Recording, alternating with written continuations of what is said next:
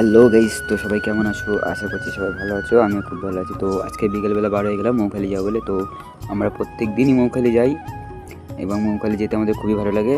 তো আমরা কথা বলতে বলতে আজকে মৌখালিও চলে এলাম। মৌখালি এসেছি, দেখুন এই দেখছি জঙ্গলে এসেছি আজকে, মৌখালি জঙ্গলে। তো দেখুন দুটো ছেলে মারামারি করছিল, তো ভিডিওটা ভালো করে করতে পারিনি।